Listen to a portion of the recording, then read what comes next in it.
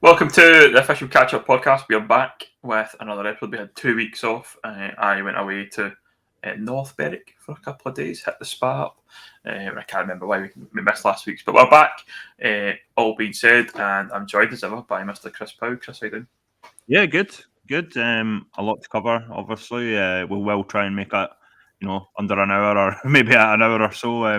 Plenty to talk about within all different tiers of the football within the Lowland League, the West of Scotland, the East of Scotland, and the South of Scotland. But we'll start in the Lowland League as we always do, and we'll start with, only place to start really, Chris, is Spartans are champions.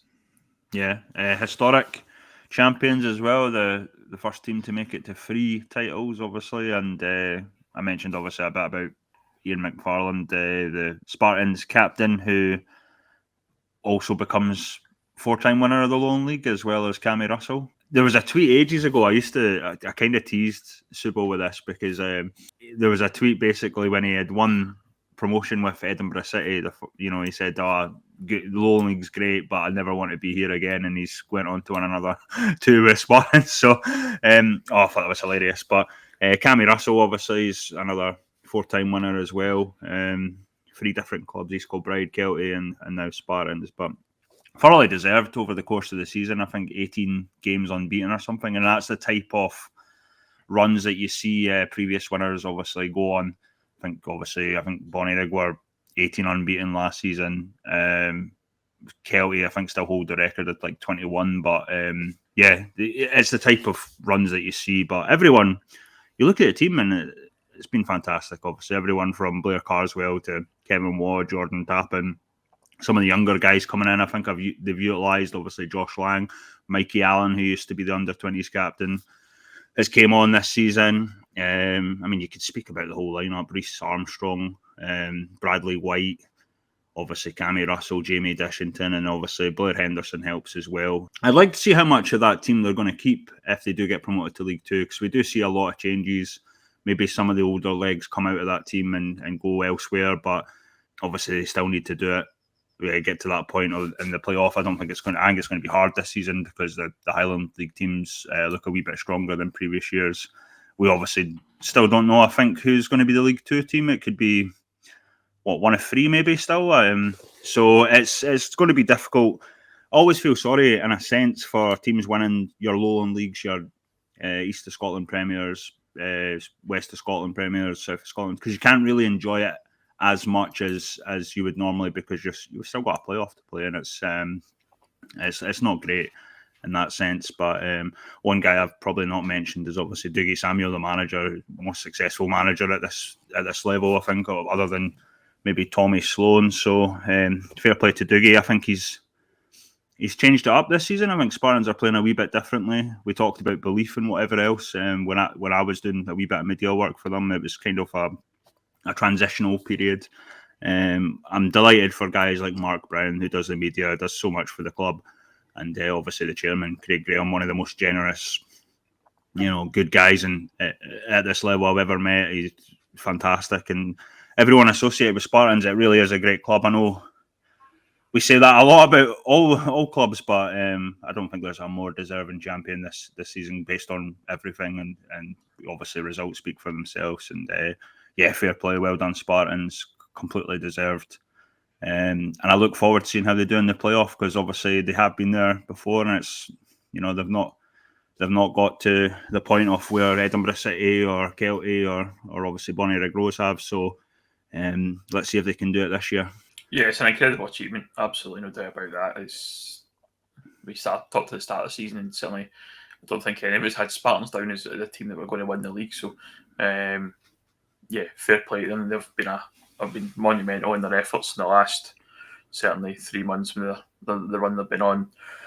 We've talked about some of the other teams in the league, and they've just not had the pace to last with Spartans, and Spartans are well deserved champions. So, I guess from a kind of pyramid and perspective, that the champion club is actually the team in first place, because I think for a lot of time we were worried that the team that were going to finish first was going to be a B team, and it was going to be a kind of elected champion, and probably worried a wee bit what that was going to bring in terms of maybe some sort of legal debate perhaps at some point, but Spartans are absolutely in merit, deserved to win, and I'm sure they're going to count themselves in that playoff. But as you say, not able to enjoy it as much as you'd like to, given you just won the league, because you've got to think about that.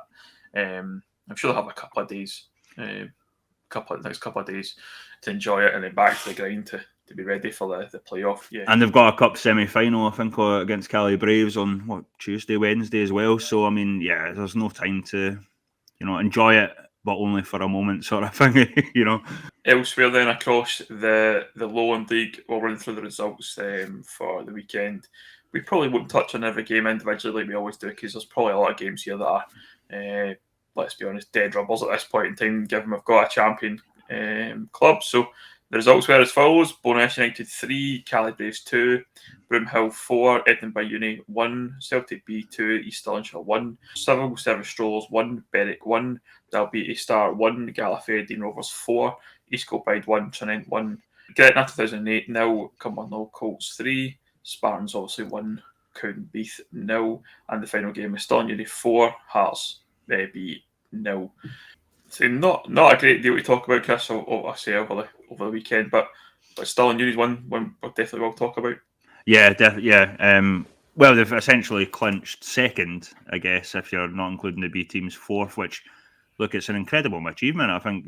I mean, we're massive supporters of Stirling Uni. I don't think we hide it too well on the podcast, obviously, but yeah, unbelievable. And obviously they won the Queen Shield as well in the Bucks, which I think was one of the uni competitions that Chris has, I think, it's eluded them for a fair bit. So they got beat last year by Heriot Watt. They played Heriot Watt this year in the final and won 1-0. So, I mean, yeah, I said to Chris, he must have a trophy room. Surely he must be building one in his house or whatever. But Stirling Uni being fantastic, and I don't think anyone really expected it to be that good. I mean, they are usually sort of mid-table to top half, if you will, but they've been fantastic this season. They've clearly, all the boys have clearly gelled. Some of the guys that have basically just came in, not so necessarily the seniors. The seniors are always great, like guys like James Berry, but certainly I've been impressed by Jake Service, who's came up from like the under-20s, and then Cammy McKinley's been really well. And I think one thing Chris mentioned is obviously the range of scorers. I mean, it seems like everyone's getting in amongst the goals. It's not just been one man like we've seen in previous seasons. Obviously feed the Penker and all that when Jamie Penker was at the club. So it's fantastic, brilliant for Stirling Uni, brilliant for Chris, obviously. So yeah, really happy with that they've achieved that. I think another talking point is obviously I think it's between Berwick and East Kilbride for that fourth spot, if you will, but technically sixth spot for the League Cup next season. I think, if I remember right, East Kilbride are 1 point ahead of Berwick. So yeah, it goes down to the final day, I guess. But look, there's been so many surprises this season, I think, but certainly Spartans winning the league, Stirling Uni doing as well as they are, and I would probably throw in Berwick as well. They wore my dark horse, but if you look at this from the start of the season, they were not doing really well, but we've always talked about it after Christmas. They seem to be a different team, and I don't know what it is. But they've certainly risen up the league as well, and they still have a chance of being top six, albeit East Kilbride just need the win in their final game to secure that. So, yeah, it's been an interesting season. I don't know about you, Ben, but has it went really fast for you? I think, yeah, seems that way, yeah. In fits and spells. Certainly when talking about the Lowland League, it feels like it's going really quick. But this West of Scotland season is dragging on. I can't wait to see the back of it, I'll be honest. But I'm sure we'll talk about that in more detail pretty much later on in the episode. But yeah, you mentioned a few things there. I think Berwick is certainly one that stands out for me. They were struggling big time down towards the bottom. I guess we had a bit of a laugh about the fact that he said that they'd Focus they on the the cups league. to focus on the league, which yeah, they have, and they have managed to climb. So I'm glad they have done that, because that did look like a really odd comment. And yeah, I mean, they focus on the league to finish 6th or 7th, and fair play. If that's what you want to do, then fair dues. But I guess for them, the important bit there will be trying to get in that League Cup, because that does attract some maybe bigger games for them as well. So that will be an achievement certainly for Berwick if they do finish in that sixth spot. But East Kilbride, another team that I've talked about plenty in the podcast, they're in the driving seat. Certainly got it within them. They seem to have turned a corner. I think when Martin Fells came in, got a couple of results, but the last couple of games, as you say, mentioned the Berwick really get beat 3-0 off of Berwick, so that kind of clawed the gap a little bit to Berwick to East Kilbride, and then drawing yesterday was Trinent. East Kilbride still looking for a manager. What do you think's going to happen there, Chris? I like you say, what do you think? I mean, obviously the news is out. We've been talking about it, for the last few weeks. I've not asked Mick anything. It's none of my business at this point in time. But me and Mick actually got on really well. So, but I've not asked him personally. But the rumor is obviously Mick is going to East Kilbride with Cy Ferry as his assistant. Whether that happens, I think it. Yeah, I've pretty much been telling people that I've heard it's done 99%. So good appointment, but I don't. The East Kilbride, do they carry the same sort of weight and money wise in terms of Darvel? I'm not 100% sure. Obviously East Kilbride have money. Don't get me wrong. I'm under no illusions. Absolutely, do have money, Chris. But no doubt about it. Can they compare with Darvel in terms of finances? I'm not 100% sure. Okay. Not that it's all about finances. Obviously, Mick is a very successful manager, and Cy is a great coach. I guess you're still a tier up at a club that their ambitions is to win the leagues and obviously go up to the SPFL eventually and build on that what they have. But I think it's a tricky one with East Kilbride because we have seen it so many times where it's just not went right for whatever reason, and East Kilbride have quality teams, better teams than most in the league, and I do believe in Mick probably more than certain managers that East Kilbride have had, but I think it's still a wee bit of a. I mean, I would, if you're happy at Darvel, stay at Darvel, but it's up to Mick, I guess, and Cy. But thoughts, Ben? What are your thoughts? It's an interesting one to watch. I think I've seen a quote in I'm going to use the mainstream media for a few minutes in the Sunday Mail this morning. It comes from Mick. He says, "I've already had an opportunity to leave the clubs, to leave teams higher up the leagues, and made a decision to stay. But obviously, I don't know. There are obviously rumours going about, and there's a reason behind these rumours. I just need to analyse and make a decision. I don't think a result today will have any impact on that. I'll go home and reflect over the next couple of days and decide what it looks like." So for me, that sounds like there is definitely a decision to be made by Mick Kennedy with regards to that job. I think we've heard it before with the Pollock job. He was rumoured to be in for that, which by all accounts was almost a done deal. He told the players he was leaving, blah, blah, blah. And for whatever reason, at the final hour, it didn't happen, and Stuart Maxwell got the job there at Pollock. So is it maybe similar to that? I'm not too sure. Has he been having discussions? It sounds like he probably has from that quote that I've just read out there, which surprises me because there's a lot of talk about the project at Darvel and the journey and all that kind of stuff. I think that, for me, is the bit that always stands out. I think I said similar to what about the Broomhill thing a few weeks back. That was all meant to be a journey.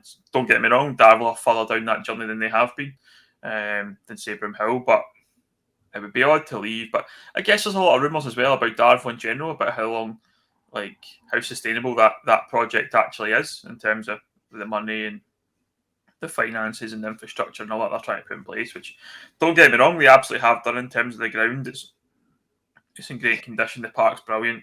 They've done a lot of work, especially for the Scottish Cup game, to improve the ground. And certainly from that perspective, whatever happens at Darvel, it's in better condition than Darvel was before those guys came in. But I don't know that, I find it a strange move in a lot of ways, because it's going to be one of those ones where, it's a move up to the Lowland League for Mick, and he probably takes a few players with him as well to Darvel if he is going to go to East Kilbride. Is it the right appointment for East Kilbride? I'm not too sure, to be honest. I think you look at the previous appointments, like you mentioned, and they often go for a kind of name, a well-known manager with kind of maybe a lot of playing experience. Certainly, I don't know. I wouldn't say so much as they maybe have as much as management experience as certainly as some of the others. But Mickle will go in there if he is. We're talking some kind of surmising just now because we don't have anything official, but it certainly he seems that way that he's got a decision to make by all accounts. I think that's the absolute true fact. But you've got to wonder. I think the thing that stands out for me about all this is if you're a Darvel fan, a player, a committee member, it's a bit strange. If you ask me, all these that kind of comment like the one I've just read out, I find that bewildering that you're making comments like that if you're meant to be part of this journey, this project, and they're making the comments like that. I find it odd. Yeah. But I guess fair play if Mick's wanting to advance his own coaching career, managing career, he's got an opportunity that steps him up. We know East Kilbride are well backed, and I'm sure that only increase by bringing someone like Mick in. So, but East Kilbride have got to do it. I think coming back to them as a club, they've got to do it in the next couple of years because that's only going one way. The Lowland Leagues will get harder and harder and harder as the years go down the line, and East Kilbride have had how many shots now to win that league and haven't done it. How does that keep going? And obviously they are well backed, and maybe the sustainability there's a bit easier because the ownership and things like that at East Kilbride are quite happy to pump the money in and do that themselves, and maybe not have as big a fan base as some other clubs that maybe would be more beneficial to take forward. But it'll be an interesting watch, that's for sure, and I think we'll get news over the next couple of days what's going to happen there. The issue with anyone, particularly East Kilbride, I think, is the owners, the fans. They expect instant success, and it's not instant. Look at Spartans. Like I say, when I was there, they had what you would call a transitional season, and it's taken them a few seasons to become. They were always a challenger. They were always a top team, but to become champions, you sometimes need to just take it a wee bit easy. Let's build it. Guys like Mikey Allen, as I say, coming in from the under-20s, he's now kind of an experienced. He's in, pro at the level, whereas before he was, just maybe a young kid just getting his chance. So sometimes it's a project. We're mentioning projects. Projects don't happen over one season. They happen over 2, 3, 4. And I think that's the issue with East Kilbride. Sometimes they expect instant success, and I mean, having said that, did I expect them to do a lot better than they have this season? Obviously, yeah. But if they were where Stirling Uni are, I mean, would that really be classed as a failure? Not in my mind, but certainly maybe in East Kilbride's mind. Oh, they've not won the league. That's a failure. But even if you're bringing in players in, they need to gel. I mean, there's so many different things that need to go right. And again, I don't think you can, regardless of talent and skill or ability, you can't just string, 15, 20 guys together and expect them to be the best team in the league right away, regardless of who they are, if they played in the level or above or whatever. So, yeah, I think that's been an issue with East Kilbride. They've been a wee bit short-sighted over the last few years. They just want instant success, where it's not going to happen like that. However, could it happen with someone like Mick Kennedy? Possibly, but yeah, we'll wait. It's a wait and see, isn't it, Ben? Yeah, I think you're right. I think you've got to give someone the time. I think that's important. If they don't do that, then they'll just be in this same carousel of new manager every other year, and because let's face it, the writing was on the wall for Kevin Rickwitz in East Kilbride. We've seen it. We could tell by his interviews and things like that post match that he was running out of ideas to fix the team. But for me, I'd have given him next season. I mean, get a pre-season, get some new players in, strengthen where you can, and go again for next year. But as you say, East Kilbride, they just seem to want to have that instant success. When it's not happening, it's just a case of the first reactions to change the manager, which for them blatantly isn't working. You can see it now, year on year. They do this. Same with Steve Aitken, Chris Aitken, Stuart Malcolm before that.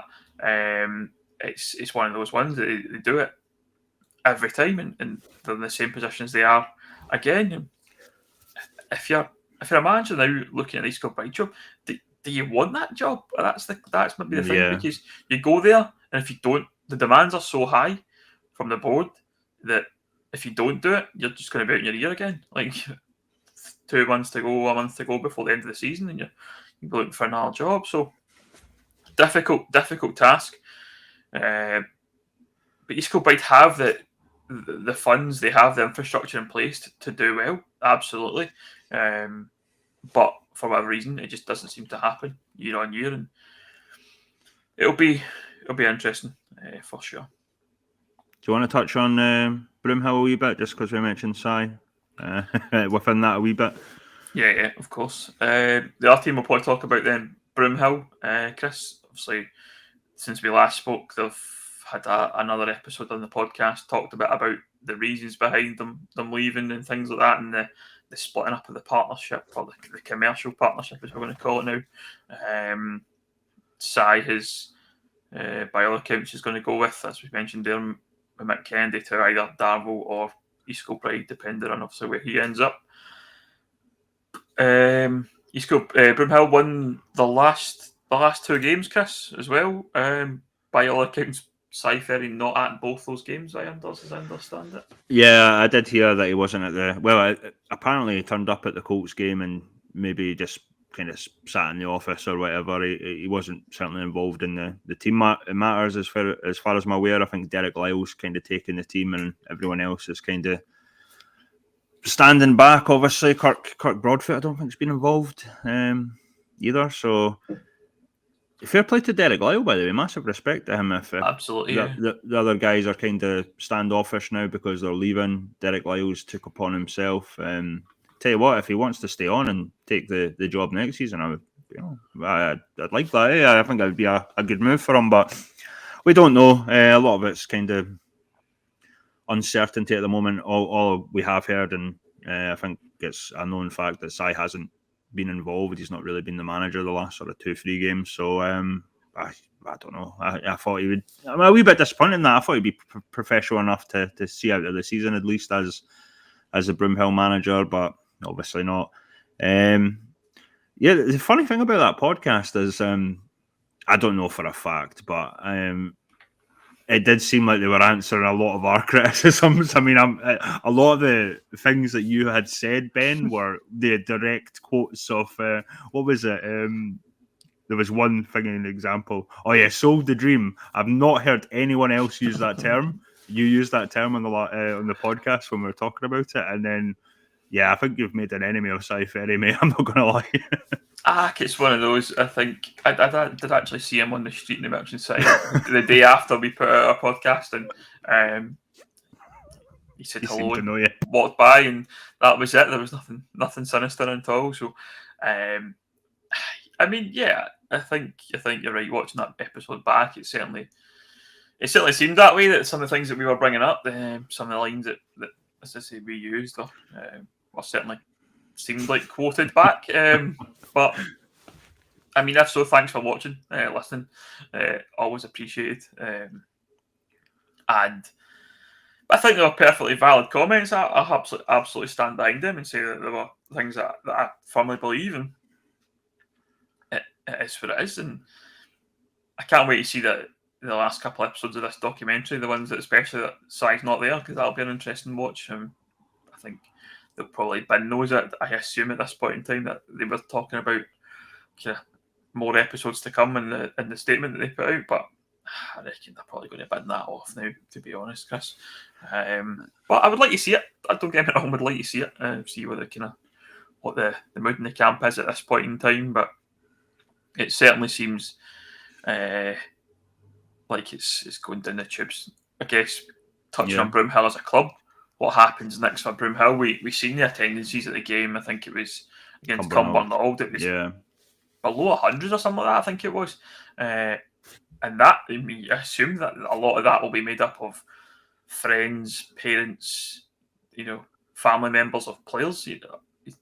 By and large, I think of our games and some of the numbers that we have of players and friends and things like that come to the games of players are probably 20, 30 odd a game. So there's not that big a core fan base after you take away the whole open goal thing.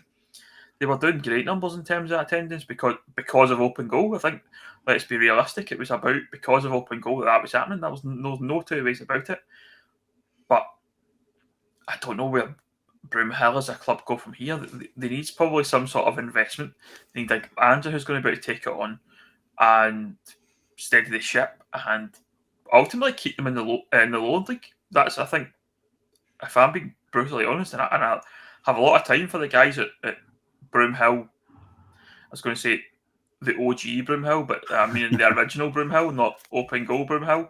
Got a lot of time for George Fraser, for John Dodds, the other guys that have been involved in the past. Obviously, we're good friends with Moza, Michael, so we've got a lot of time for those people that have been around BSC and then Broomhill. So we want to see them do well.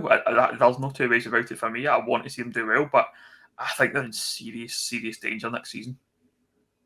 I'm not sure how to feel about it. I think when it's like what I was saying about belief in a project. If you believe in something and then you don't anymore, it's just you become indifferent to it. And I think that's what's happened with the fans. I was like, oh well, it's similar when a team's winning and it's like having a goal at the end of the season. There's obviously tendencies are really high when it looks like a team's going to be successful. It's like anything else; it drops off. Oh, we're not going to win the league. Well, I'm not going to bother wasting my time. Or it's like Tottenham. I always bring up Tottenham, but I mean, I know I didn't watch the game yesterday. I was like, you know what? I'm going to hate it and I'm going to be angry and piss and moan. Why even just waste my time watching it? And then we get beat anyway. I think we scored in the 90th minute to equalise and then they go up and score. And we're playing fucking Bournemouth, for God's sake. Eh? So I would have been absolute raging. I would have ruined my Saturday. So why put myself through that? Eh? But yeah, I don't know. I think Sai was very bitey on that podcast, Bite Back. But I think, like we said numerous times, I quite like Sai. I quite like Slaney. I like Derek Lyle. It's nothing. I hope nothing ever comes across as personal. I feel like I say it every podcast because I do feel Sai took a lot of that to heart, and I have heard that he's that type of character to do that, and it's fair play. I mean, I suppose I'm kind of similar to that. No one likes criticism, mate, but in terms of what you said about Broomhill, I think they just go back to what they were like before. Not very many fans get by. Are they in a worse state before open goal comes in? I think Sai said probably not, but I mean, I don't know if I believe that. I think you're going to lose all your decent players. Will some of the boys stay on? I'm not 100% sure. If I was George, I'd be speaking to Derek Lyle because he seems to be like really, taken on board. I don't know if that's a thing. If Derek Lyle wants the management job next season, if he wants to stay on, there did seem to be a wee bit of distance in between. Maybe I'm reading into things too much, but they're certainly on the pod. I don't think Derek was mentioned once on that podcast. I don't know if there's been a wee bit of and this is just me assuming. So don't take my word for it, but it did seem like there was a wee bit of a not mention Derek type thing. So I don't know if there's a wee bit of a fallout because Derek's maybe wanted to stay on and take the boys where Sai's just washed his hands of it. But we won't know that until I guess it all comes out in the wash. But I mean, you watch open goal more than I do. Has Derek even been on or anything like that? I don't know. If I'm not, to be honest, I think talking about you're saying about falling away, I've stopped watching a lot of it. I can't, again, just kind of got a bit bored and fed up of it and didn't really. I mean, I enjoy a lot to watch a lot of other things, and I feel like I was just hearing the same kind of stuff and not really getting into it the same way as I was. I mean, I guess it comes back to that thing, and we're probably going to digress here a little bit into podcasts in general. We see it ourselves where if you're consistent, then your numbers climb and go up and you get that kind of consistent. But if you take a couple of weeks off, you do always see that kind of drop off. And I think that was happening certainly with the Open Goal Broomhill podcast. You noticed that it was maybe not every week as consistent as you'd have liked. And I don't know what the reason for that was. And I guess from those guys' perspective, it's their job and they're making money and they're doing it for a living. And we're doing this because we enjoy talking about football. And if we've got something on a Sunday, for example, I mean, like as I said last week, I was away for the entire weekend and didn't come back till Tuesday. So there was no real time, and by the time you get to Wednesday to record the podcast about the weekend, you've nearly got the next weekend coming up. But those guys are doing that on a financial basis to earn money and make a living, and for whatever reason they haven't bothered. So that's obviously for me probably part of the reason why I've stopped kind of watching, because it's not coming up on your feeds and things like that on a regular basis. And you go, look, I better watch that to see what they're saying. Obviously, once they've done the episode about the kind of explanation episode, if you like, then that for me kind of shut the door a little bit, and it was like, oh, well, that's the end of open goal. So yeah, it's they are where they are now, I think. But yeah, I have massive concerns for Broomhill as a club, if I'm being brutally honest. And I, as I said, don't want to see that happen. Don't see them happening. But like we said, we can East Kilbride. It's only going to get harder in the Lowland League in the next few years with the teams coming up. And Broomhill have been there for a few years. They've been near the top, like we mentioned before, but they're going to have to quickly reevaluate their situation and get back in a better shape. Because for me, I don't see how it's going to be sustainable the way it currently is. But who knows? You mentioned Derek Lytle. I think that would be probably a good appointment in terms of a bit of stability and bringing in somebody that knows Broomhill and will be able to kind of take it on hopefully a bit further. The other one I would maybe consider would be Robbie Halliday, perhaps. I don't know that he's in the 20s coach just now. I think that might be a decent appointment for me. He seems like he's capable in terms of coaching and managing players. He knows the 20 squad, but it wouldn't be a terrible idea to have a lot of those 20s boys playing next year for Broomhill to try and build that sustainability. I think that's the right word. Maybe bring in some experienced players in amongst that, and I think Robbie would have the contacts to do that as well. He's obviously, we know his brothers Andy Halliday, who will be well known around Scottish football. Robbie's played junior football for a number of years, so have good contacts in the west of Scotland level. That's not a terrible shout for me. Robbie Halliday is an appointment. Do they look at someone like, I'm going to chuck another name out there, Martin Fellows? I think Martin is somebody that we would hope to get his Kilbride job, but it sounds like that's not going to happen. And Martin's probably very capable to manage a team on his own. I think Broomhill take a punt on Martin wouldn't be a terrible shout. I'm not sure about Martin. Martin's really kind of, I don't want to call him a one club man, but he is very East Kilbride. Yeah. So I don't know if he would ever leave them, even if he didn't get the job. But yeah, a lot of the Broomhill stuff, it's almost like a wait and see. I just don't know. I mean, again, it's kind of like we're probably guilty of it too. I mean, we're certainly interested in certain teams if they're doing well, then suddenly they start falling away, and then we maybe don't talk about them as much. Same with viewers, for example. If we've seen it a lot during sort of cup episodes, and there's certain teams that aren't in the cup anymore, so our regular listeners of maybe supporting a team that's not in the cup, they probably won't listen to that episode because their team's not going to be talked about. So I guess it's human nature just to lose interest after a while. I'm really numb to the whole Broomhill thing because it's like I say, if you believe in something, this might be really good and this is fresh, this is new, and then it doesn't pan out, it's almost like it becomes meh, like your favourite saying. It becomes meh. So yeah. Final one then to talk about is Dalbeattie Star and the relegation battle, shall we say, between them and Edinburgh Uni. Edinburgh Uni have picked up a couple of results over the last few weeks, Chris. Dalbeattie sitting now bottom of the table, adrift by 6 points. It's not looking good for Dalbeattie, is it?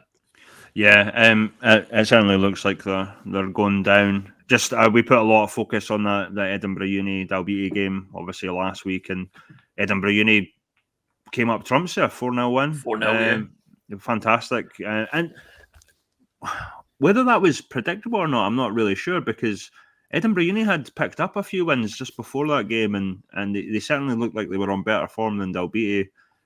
We've obviously given Franny and some of the players a lot of positivity because they have been, raring to go and trying to improve it. But sometimes it's not just words; you need actions, and it's tough for Dalbeattie. They're such a great club. I've always got on well with them, and it would be sad to see them go down. It did look like they might have been spared relegation from the situation in League Two if Elgin City were to get relegated, but now Elgin City are 4 points clear of Albion Rovers, so yeah, it doesn't look like Dalbeattie are going to get spared if they finish bottom, unless a miracle happens where Bonnie Rig Rose and Albion Rovers and they somehow get ahead of Elgin City. But I feel bad about it, but realistically, I mean, Dalbeattie and Edinburgh Uni have been the poorest sides. They are where they are. There's no sugarcoating these type of things. Had they had maybe Eddie Warwick in sooner, would anything have changed? I'm not really sure, to be honest. I don't know. Jordan Williamson came into a really tough situation. Dalbeattie were a wee bit like East Kilbride in a sense, when East Kilbride got wouldn't say got shot, but a lot of the people that had a feeling for the club left, and it was almost like a transition. But if the difference is East Kilbride are a top team, Dalbeattie, if you go into a transition, you'll end up in these situations. You know what I mean? Where you're in danger if you're having a transitional period as a sort of bottom of the league side.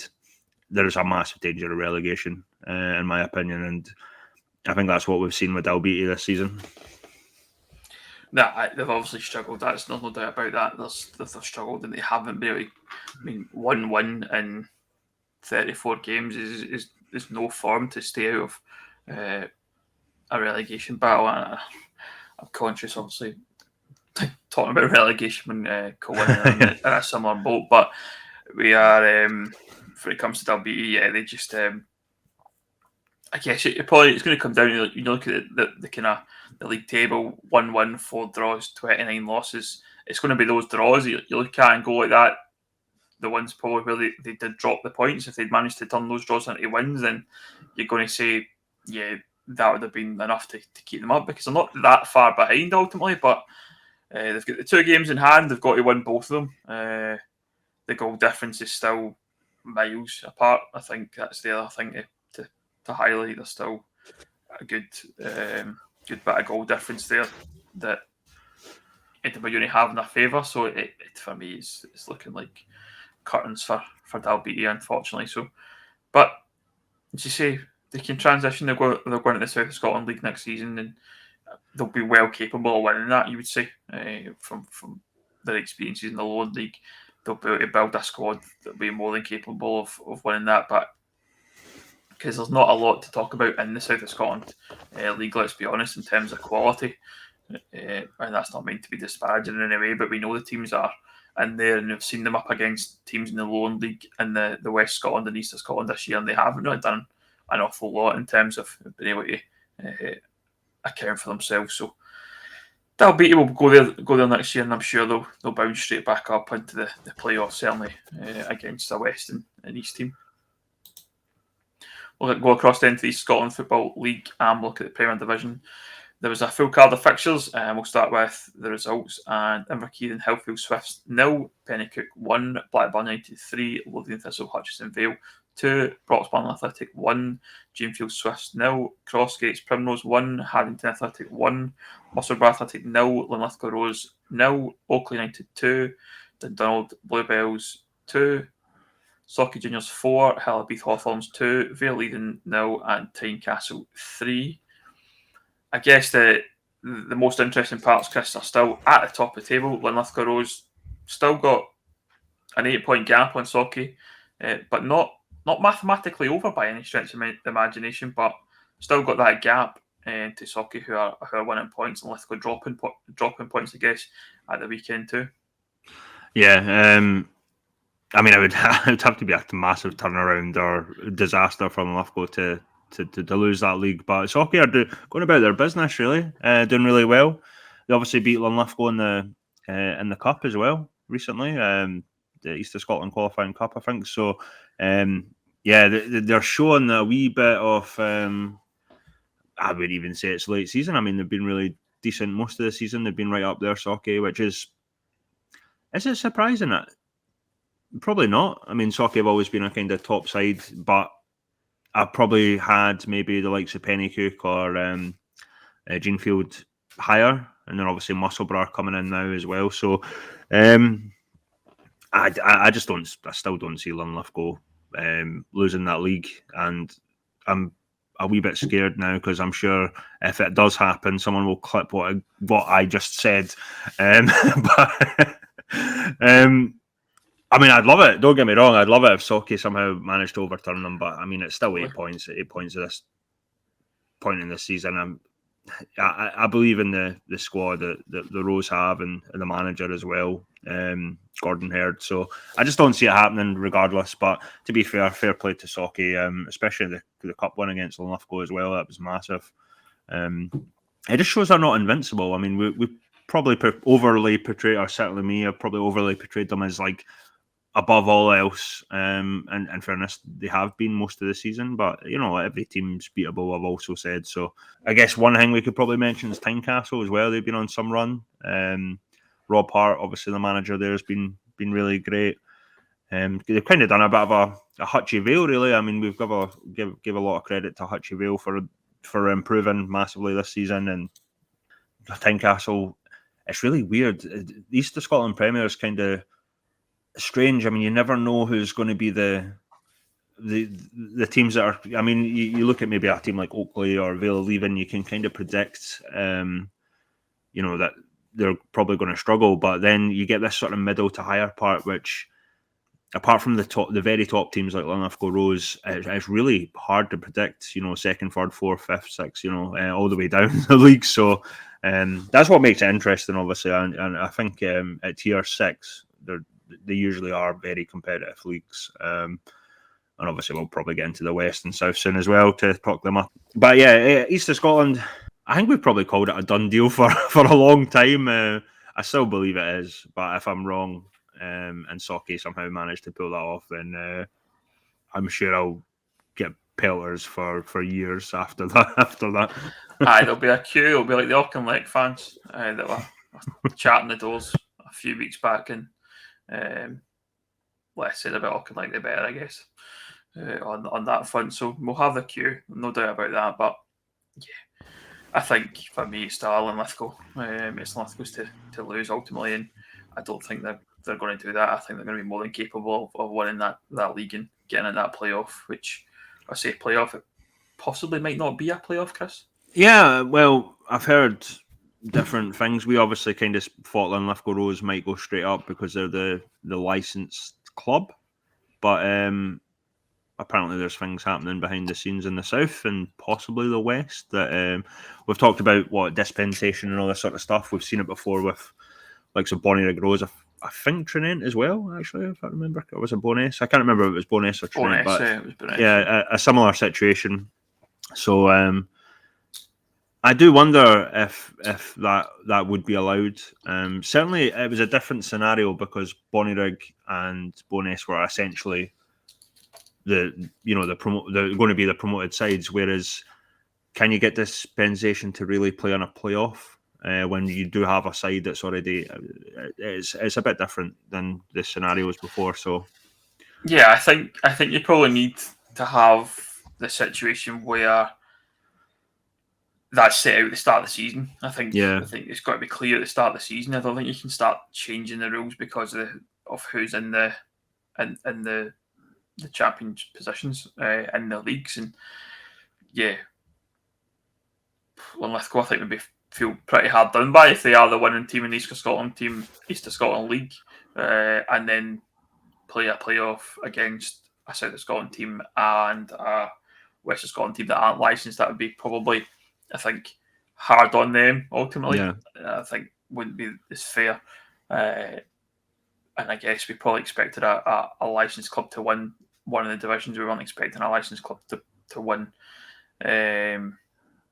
either of the other divisions, so we expected a playoff. But yeah, I think Linlithgow Rose should be entitled to that automatic promotion if they are. But we don't know the exact ins and outs of it. I think that, as you say, alluded to, there's kind of probably some things in the background going on that might change that. I've got my own personal views in terms of what should be allowed. I think for me, if you can get a lot of the admin type stuff sorted out in terms of the license, then I think you should be allowed dispensation for your ground, because that's the one you need the investment in terms of cost and things like that, into floodlights, into safety, and all that kind of stuff. And I think you should be allowed that dispensation. I think that's where maybe the dispensation comes. If you are an unlicensed club and you do get to that position, then you should be given maybe a season to be able to go and get your ground up to standard. But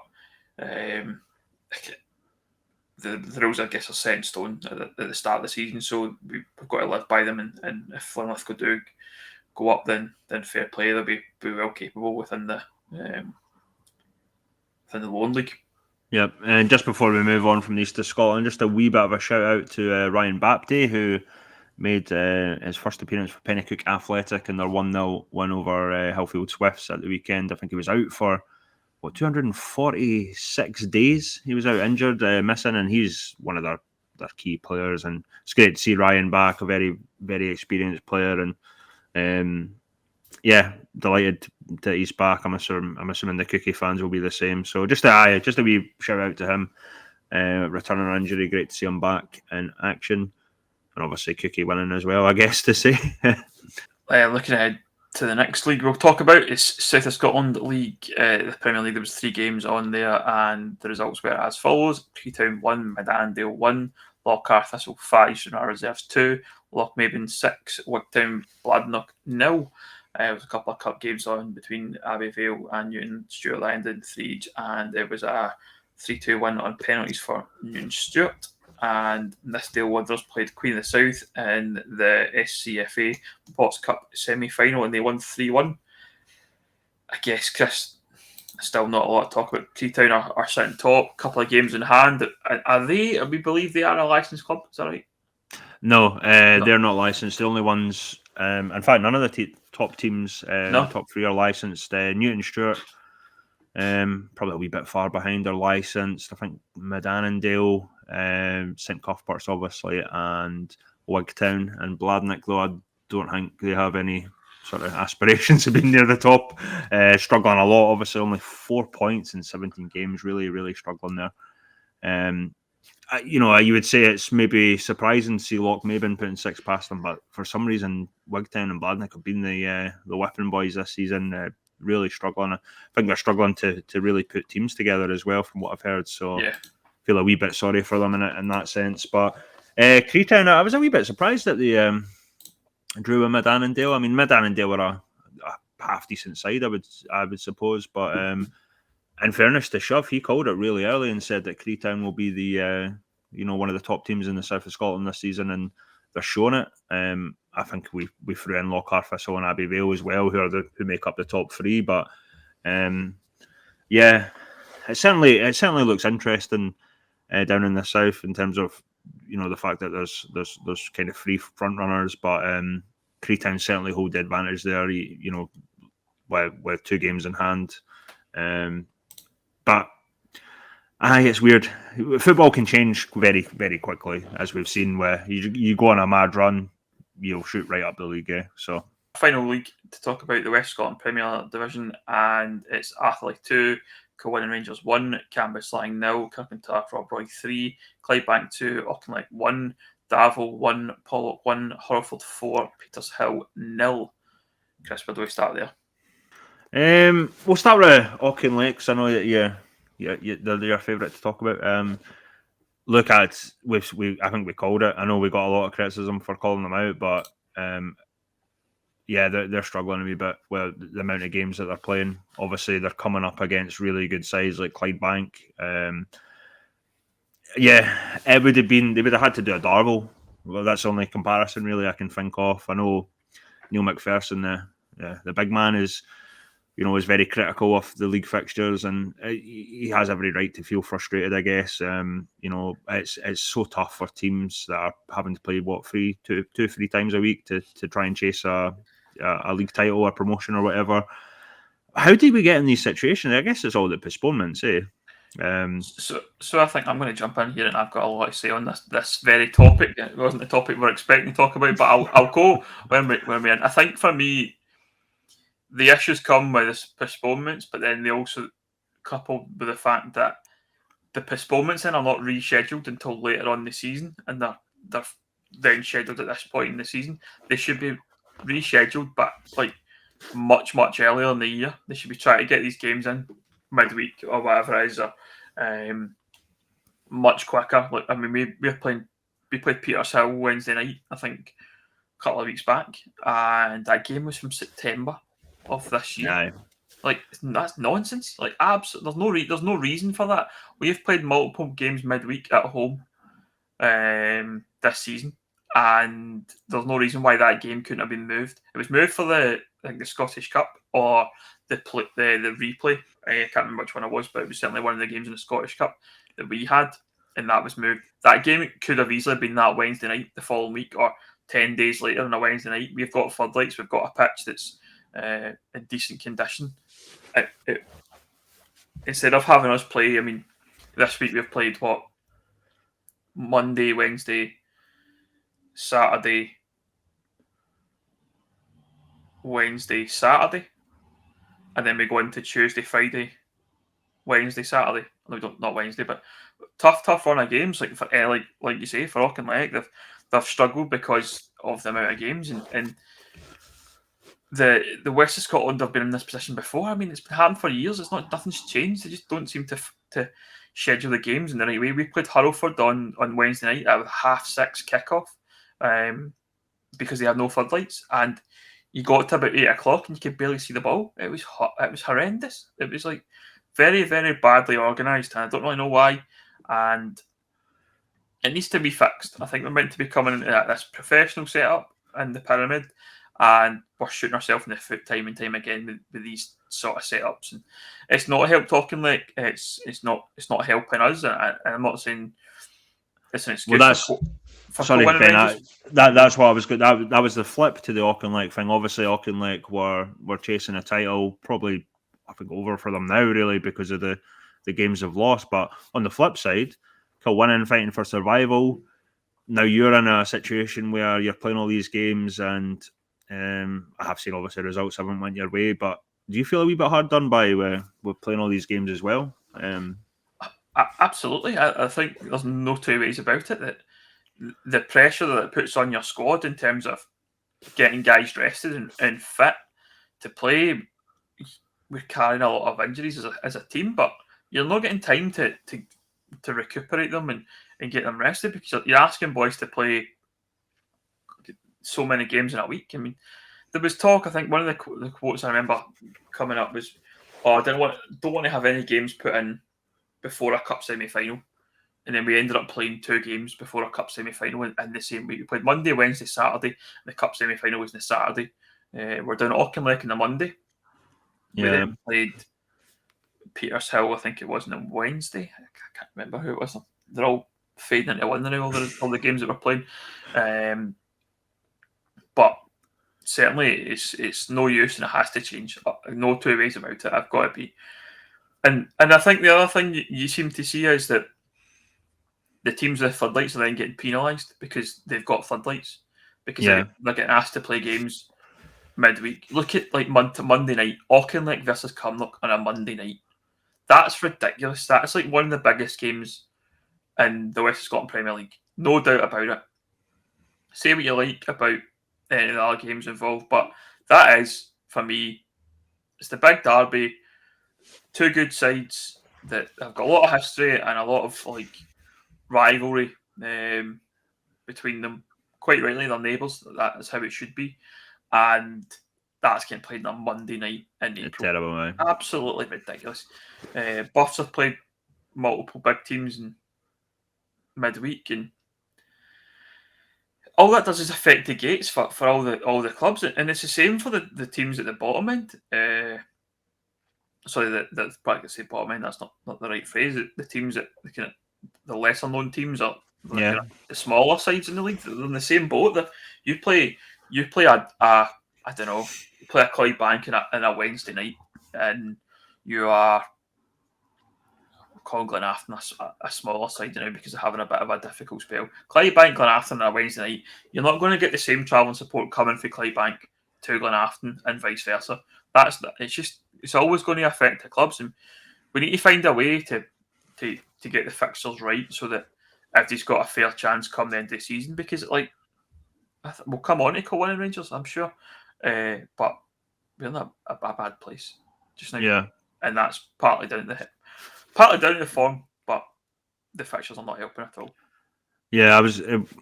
We kind of touched on Kilwinning. Obviously, the looks bad. The situation looks bad at the moment.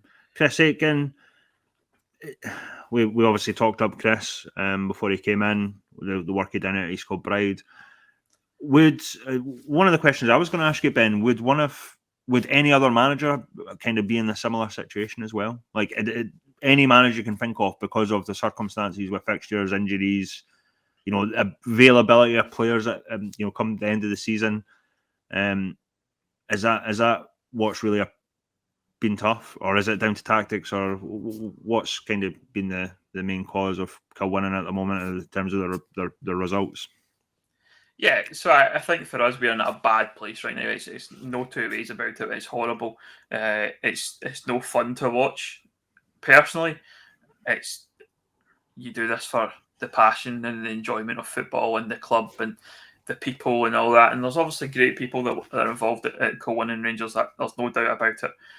And caveat this by I'm talking, I guess, from the heart and personally, I don't mean anything disparaging to anyone if I make any negative comments, but I'll be probably quite frank here and where we're at as a club. And we brought in a new manager in David Gormley, who for me was the right choice at the time, and started to build a squad, and the players he was bringing in looked like they could be a really good fit for the team, and it just didn't work out. I mean, probably picked some wrong players, and I'm not going to name individuals in the squad because I get on well with every person on a personal level, but there's a distinct lack of defenders in our team, like actual centre halves. Yep. And we've tried to make it happen all season, and we're now at a point where we don't have the personnel to do it, and I think something has to change. But as you say, we're at a point now. The player availability is just so difficult to bring in players that you basically can't after the 31st of March. It's just very hard to get someone in. You need to go and probably find a gem somewhere in the armies to come in and do your turn for the next couple of weeks to try and, because it's the same personnel ultimately, and it's been defensively we've lacked all season, and we've scored goals. I mean, we go to Hurlford and we score 4, we still lose 5. I mean, it's things like that, and the goals we're losing are absolutely criminal. Like, it's basic stuff, and the boys. I'm not saying anything that the boys don't know. I mean, I'm not being saying anything behind their back here. They know that's the situation they're in, and yes, we've got injuries. We're missing Blair McIntyre. We're missing Thomas Collins, Dylan Mackin, probably our 3 best players. If you look at our squad, the only one we've still got in the team's Kieran Wood, who has been a revelation. Ben Lewis, another one. Great player for us. These were guys that were missing at the start, not missing for the start of the season, that weren't getting picked at the start of the season as well. That's another thing that stands out for me. And it's a blessing we've got them. Ali McComb's come in and done wonders. I mean, you can't believe that the Ali McComb that we knew of last season, who could barely kick a ball, but towards the end of the season he was so injured that he was probably 50-50 at that point, whether or not he was going to continue playing football. But he's come in and I think he's scored about 5 in the last 4 games or something like that. He's flying, and thank God he's here, because we wouldn't be scoring anything because Thomas Collins and Dylan Mackin and even Jack McMahon, who's a younger striker, has been injured, so we've not had anything up top. But for me, the experienced boys in the dressing room just need to stand up and try and carry us through, because if not, we're going down. It feels like that. The more the results go against us, it feels like we're on the way down, and it's hard to watch. Oh, yeah. And like as I said at the beginning, it's not you do this for the enjoyment and the passion. It's a hobby. It's not work. Well, it is work, but it's not meant to feel like work. And it's hard when you get to maybe a Friday night, Saturday morning, you go, I've got football today. You can't even be asked going to the games, but you do it out of your loyalty to the team, but you just want the season to end one way or another, ultimately. And if that's going down, then we just have to take our medicine and go down and come back and try and bounce back from where we're at, because ultimately it's going to be difficult.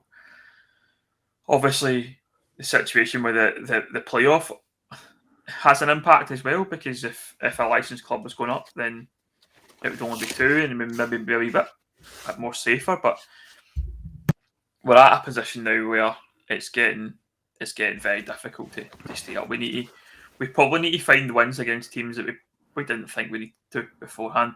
We had Petershill with Atherley, Petershill again, Rob Roy coming up again, and Canby Slang. We probably look at those games and go at they're winnable ties, and we've lost 2 of those now.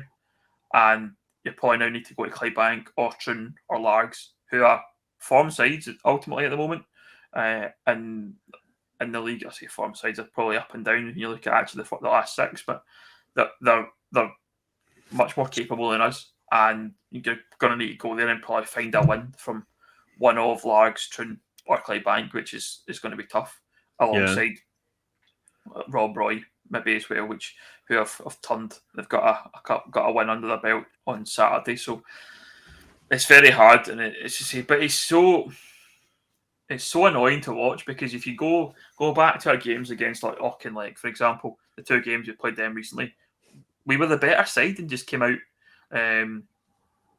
second best by not by much. I mean, the Auchinleck games, one was the go-ahead goal for Auchinleck was offside. Ultimately, absolutely no doubt about that. I can say that on my honesty, and everyone will know it. It was offside, changes the game completely.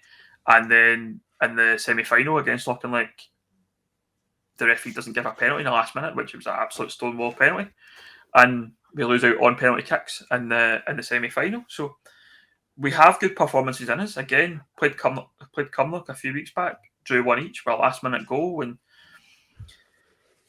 that's the thing. There is good performances in that team. That's the frustrating thing, I think, for me, is that they're definitely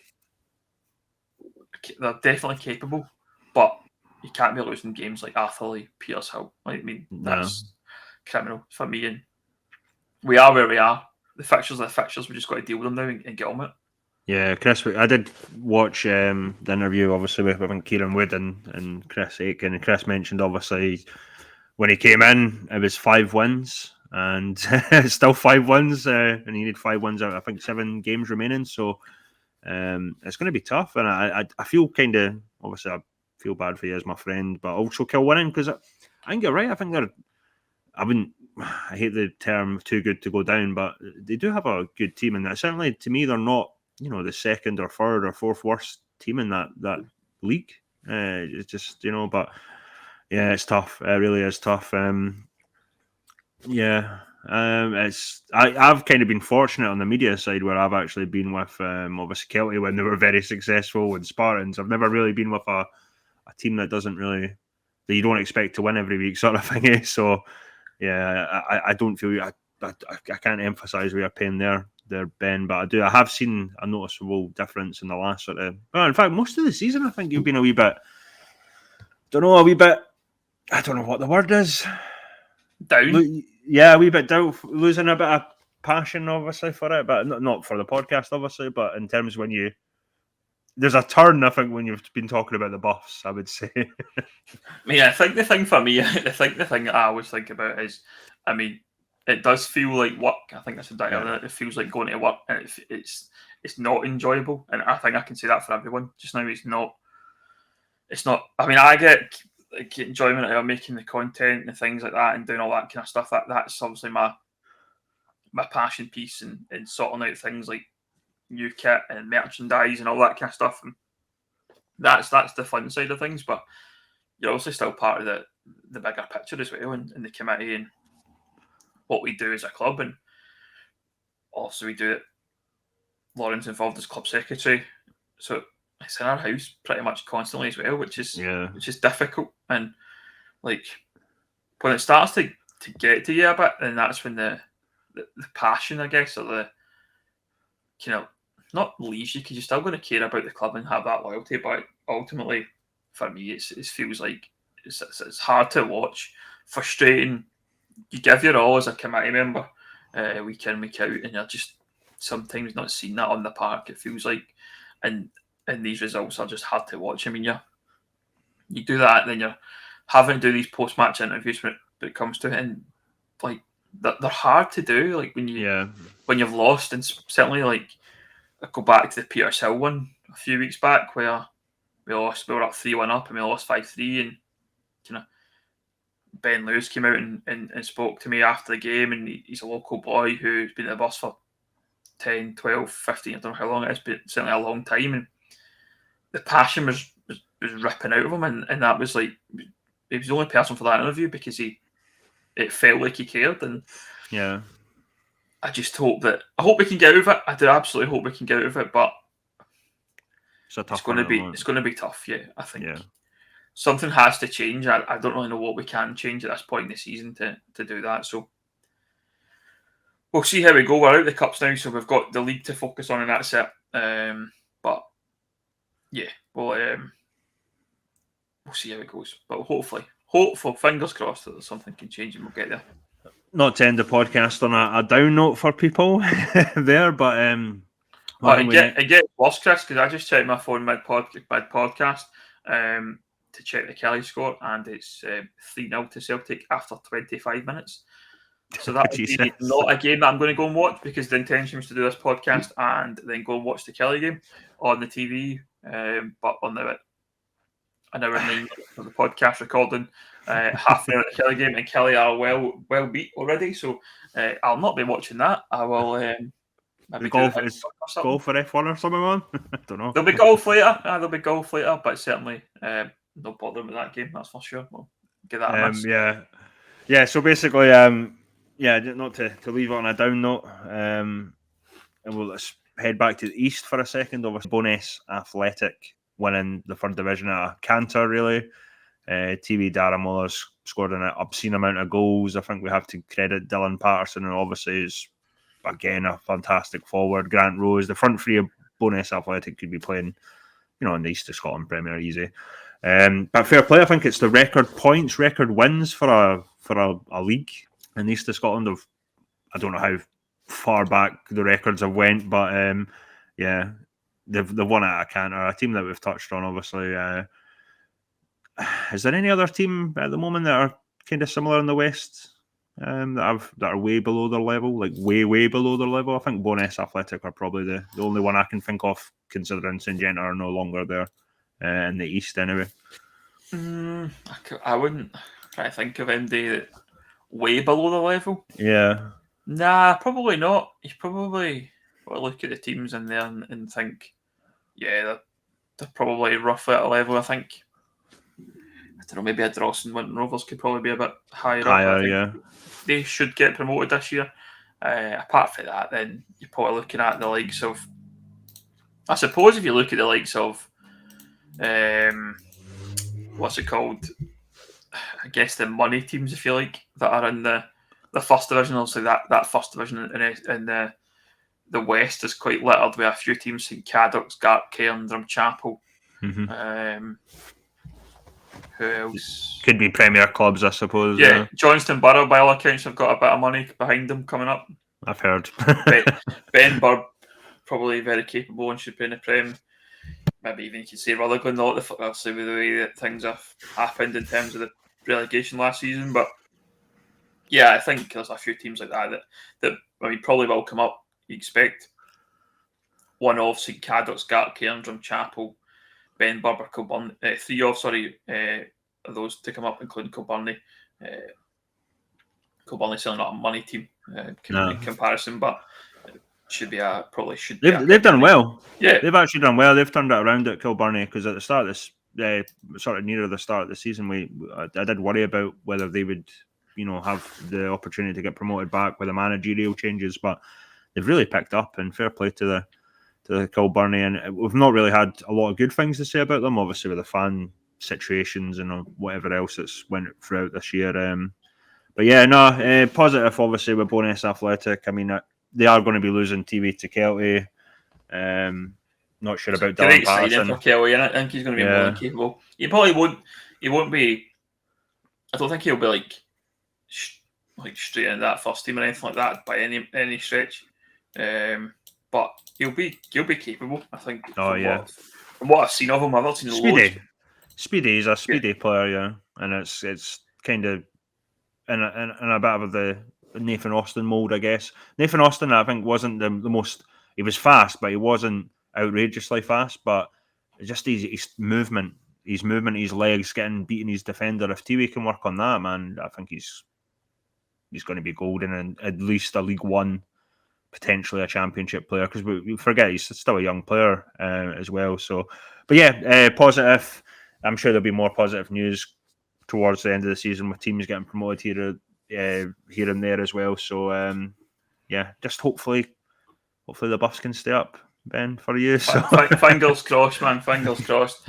But yeah, we'll see what happens. But aye, thanks all for watching or listening. As ever, you can get us on all your social media apps at official Catchup. Do the subscribe, like, etc. on YouTube, all your podcast platforms. As always, we'll be back, I'm sure, next week with more of your non-league football chat in the West and East and South and Lowland League, of course. Until next time, thanks so much. See you later.